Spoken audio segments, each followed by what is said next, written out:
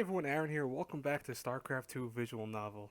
So, I'll tell you guys right now, the one thing that I'm still learning how to do is, besides talk correctly when I'm actually doing these things, is also recording these things.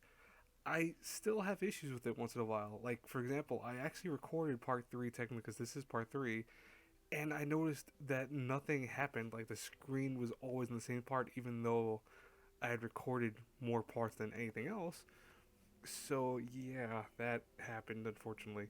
But yeah, I'm still gonna keep these things under 15 minutes. I want to say only for sake of argument. So without further ado, let's start this up. Excel, it's about time to get back to an all-out attack. Wouldn't want you getting DQ'd if we'll be missing the semis. We'll be matching the semis. Can you be certain that I didn't lose to Mach already? What if this was my way of saving face? Funny, have you lost to a foreigner even once? Hey, you never know who's playing on the barcode account. Just in case you guys don't know, barcode account means, by the way, that you put like I and L's as your username when you go to like certain cafes and stuff like that, just so people don't know who you are. You sure you don't want a pot split? Final offer? Collude with you? Not a chance. What about you, Mock? Gonna stick around? A PC bang with the bustle of a tournament is a great training environment. The bracket will probably take a few hours to work through too.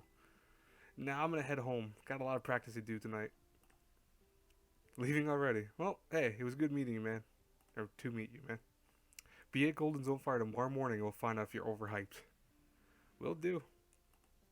I rise and offer them each a nod and thanks before heading back toward the PC area. The last thing I see is a vague smile from Jet as she leans over and whispers something to Excel. Ooh, wonder what she's whispering. I squeeze my way through the growing crowd and manage to make it through the doorway leading outside. When I hit the street, I'm met with a cool breeze and a rush of voice, sound, and light. This is it. A shot. One final shot to make it happen. One last chance to live the life I want. I quicken my pace, eager for the comfort of a dark room and bright monitor.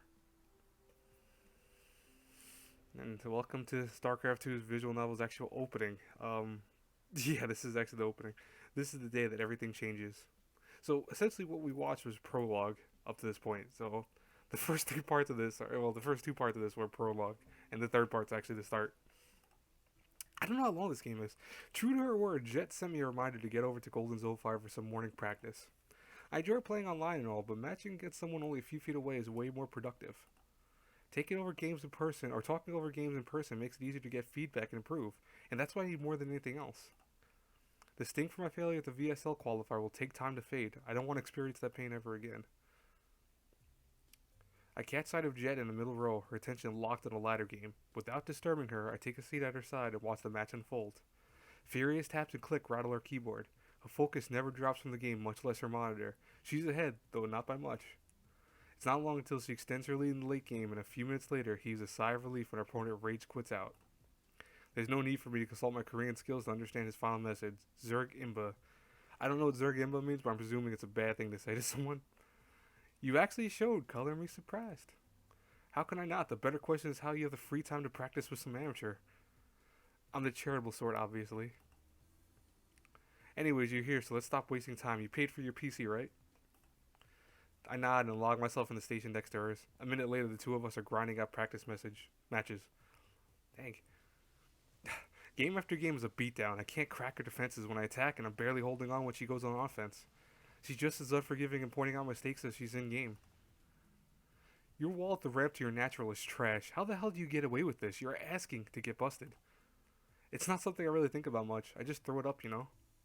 Fix it or be punished. That probably is an idle threat, just the type of player capable of ending the game instantly if she can capitalize on the right kind of mistake. Her style has been characterized as both passive and reactive. She takes her time and watches her opponent's patience for the right moment to strike. She only risks if it calculates in her favor.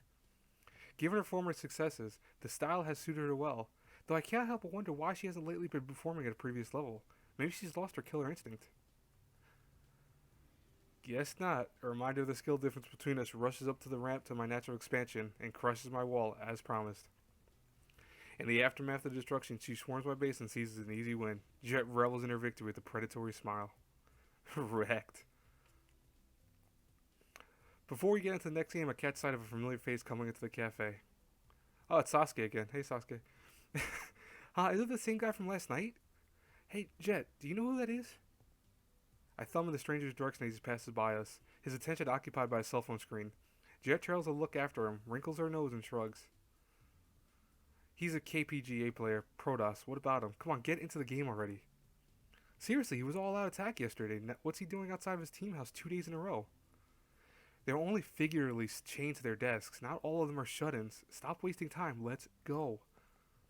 I double take away from Jet to find the player in question seated a few rows in front of us. And he's got the StarCraft 2 client open. Why would a KPGA player spend so much time practicing on anything but Brood War? Should I ask him for a game? I think I'm gonna ask him for a game. What? No, hold on, wait, you can't just... But before she could stop me, I rise and shuffle my way past the rows of computers. Jet shoots me a withering glare over the top of her station before ducking back down. Even though I've barely interacted with the guy, I can't help but feel a little anxious as I edge closer to his PC. Sure, he was a bit rude when we spoke, but the chance to challenge a KPGA pro is too good to pass up, especially if I'm trying to step my game up. By the way, I'm going to add words occasionally, by the way. It's not because of this, they're incorrectly said, I just feel like that sometimes works better than what I read in my head. He's about to jump into a match when I clear my throat right behind him. He suddenly alt-tabs and turns to regard me through half-lit eyes. What? Excuse me, would you mind a practice game? No, I'm just here to... He pauses, recognition flits across his face. You're the guy from All Attack yesterday, aren't you? I nod sheepishly. His only reaction is to stare on. For a moment, he looks ready to dismiss me and gets a laddering, but the last second he nods. Alright, one game. With a final nod, I return to my station. A moment later, he and I share a game lobby and are just about ready to begin. He's playing on a barcode account. Typical. How have I still not managed to catch this guy's name? A sharp tap against my headphones announces Jet return in displeasure. You're obnoxious. If you lose and embarrass me by association, I'm going to pretend I don't know you. Okay, Jet. Anything else Jet has to say is drowned out along with the sounds of Golden Zone Fire when I pull the earpad back on. Now, I'm going to be honest with you guys. I know this has actually several choices. I know two of the choices directly, and one of them I sort of know. So, it's kind of spoilers on my part. Like, I already know what's going to happen, but I'll tell you right now, spoiler alert, you lose this fight no matter what. If the idea behind practice against the good players to improve, I should probably play standard. Still, the temptation to go all in is always there. How sick would it be to grab a quick win on a KPGA player? By the way, realistically, if you're playing any type of strategy game, don't ever do this. This will never work unless you're playing some beginner who doesn't know how to play the game. Someone who actually has been playing any strategic game for longer than a day will realize right away that someone's going to try something stupid like this against them. So play a standard game. It's probably best I follow Jet's advice. I opt for a standard macro management game. This guy's build's permitting. I take my natural expansion and begin teching up. The match progresses quietly with only few brief skirmishes with his stalker and my marines. My scan shows that he's not doing anything out of the ordinary. One of us has to make a move sooner or later. I start constructing my starport and researching my bio upgrades. I'm surprised to find that he finished without pressure coming from the Protoss army. This could be a good time to go for some drop play and try to snipe some of the critical tech buildings. If I were to play aggressive drop style, I need to be confident in my control and the fact that I can outplay him. On the other hand, this game has been exceptionally quiet. If I can get up another expansion, I'll have a serious economic advantage going into the late game. So, risk, reward. This actually, no matter what, these both play out very wrong. But I'm gonna do what I did originally my first time playing through this. Dropship play is the defining characteristic of a top Terran player. If I win with this, it's a good indication I can stand toe-to-toe with the best players in Korea. It's time to put my practice to work. I gather enough units for attack on my starport as the final dropship finishes. It's imperative he doesn't see me move out, so I make this use of the watchtowers as clear and void places where Protoss players commonly leave their observers. When my dropships are in the clear, I fly straight into his base. He's unprepared for the attack, and I unload all my units, rush to snipe some important tech buildings. With the damage to his infrastructure done, my units retreat for the safety of my dropship. That set him back a ton. The game is going incredibly well, so I decide to pull back on my aggression and build up an army for a final push. He's been too busy defending to get a decent standing army, and when I roll in my amassed units, he kites back, bobbing and weaving away my forces while delivering pot shots. I give chase. The taste of victory tantalizingly close. I manage to cover his army, leaving him nowhere to run. But just as I move into deliver the final blow, he flanks with a half-dozen Templars, showering my army in high-damage storms. I pull back frantically, but my army is left in tatters. I tried my hardest to gather enough units to mount a second offensive, but he continued to crush my attacks with only a handful of well-upgraded, well-micro zealots, stalkers, and archons. How the hell did this happen? My lead is gone. Frustrated, I box all my workers in charge towards his base for a final attack. With my SCVs on the front lines, I should have enough power to take a direct engagement. I roll through his fourth base uncontested. Yes, he's giving up ground because he knows he can't face me. Emboldened, I drive up ramp leading to his natural to end the game. And find myself face to face with an ambush. My front line evaporates before I could issue the commands to retreat, and he crushes what remains of my army in a few moments later. I can't believe it. I lost.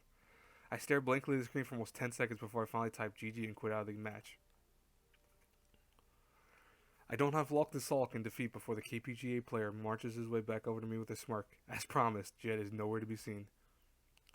What's up, Sasuke? Hey, you actually know how to play. Wasn't expecting to have to try. It's a compliment regardless of how condescendingly he said it. Though it's difficult to be graceful in defeat, I try my best anyways. I played my game the best as I could. Kept vision on you, dropped when I could. But it wasn't enough. Sucks, man. It's one thing to lose carelessly, but it's another when everything goes as planned and you fail anyways. His grin darkens to one without humor. Is this guy serious?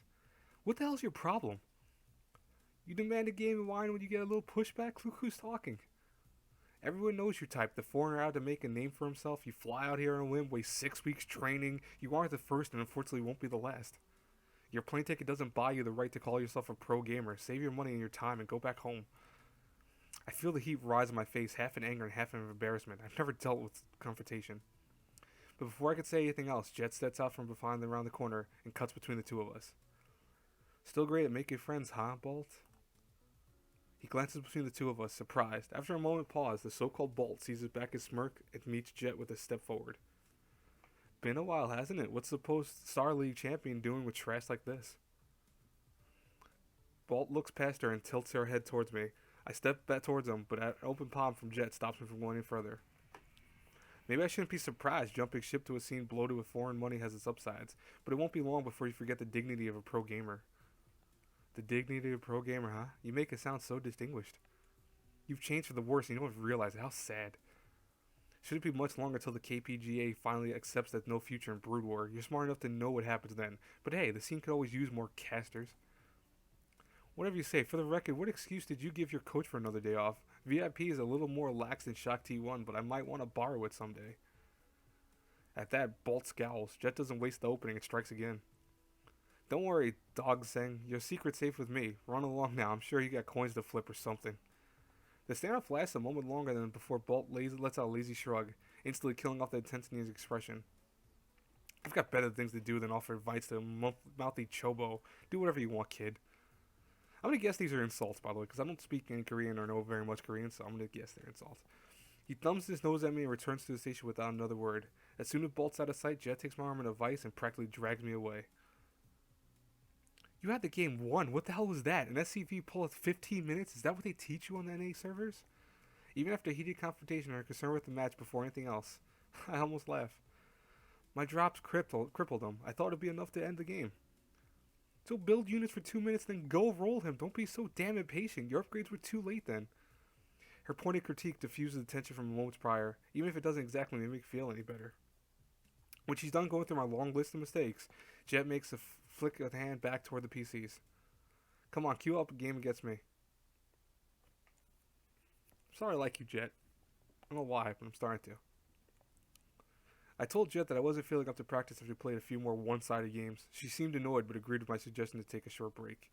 Back in high school, I used to spend most of my time at the library when class was over. To be honest, this is probably the most time I've willingly spent outside my room since then. I'm not the type to read for fun or study diligently, but it was nice to have a place to go on beyond my own. I missed those afternoons since I graduated. I'll tell you guys a little backstory before I end this episode. I'm also the same way. I used to really spend more time in the library in high school than I did in the cafeterias. And it's not because I was a loner, but I had a lot of friends and stuff like that, but I was always one who liked peace and quiet and tranquility rather than the kind of hustle and bustle that the cafeteria used to have. So I used to always try to kind of avoid going to the cafeteria. I would eat something early in the morning and go the whole day to dinner without food and go and just kind of read books in the library or grab maybe a snack from the cafeteria and come back to the library and eat it there. But I was usually in the library. It's where people could find me. My last year, I was always out of school though, because right after that, I was at that time only had 2 classes, so I was able to leave in the afternoon. So that was home by then. But Golden Zone Fire is as good as a replacement hangout as much as I could hope for. It's clean, comfortable, and has pretty much everything that I need to stay 24/7. That is an exaggeration. Some of these patrons here look practically glued to their chairs. With the milk tea from one of the vending machines in hand, I return to my seat across from Jet. She isn't wearing the same scowl from earlier, but I can tell she'd rather be practicing. What are you drinking? She snaps up the can from across her and takes a long sip. Coffee. What kind of coffee? Coffee is coffee. I don't drink sugary junk. As for the record, it's obnoxious to challenge someone that you don't know to a match. Well, thanks, Jet. I'm so appreciative. Is it really such a big deal? I just wanted to practice game against a good player. Seems harmless. Do you know those types that stream snipe and start shit on message boards so people pay attention to them? More than a few come to mind. Yeah, same here. That's you, except you did it in real life. Cut me some slack. How do you know that guy anyways? His name is Bolt? Yeah, he plays for Shock T1. Who is Shock T1? I don't know, but we'll find out next time. Next part. I'll talk to you guys later. Have a great day. That's the end of this video. Bye-bye.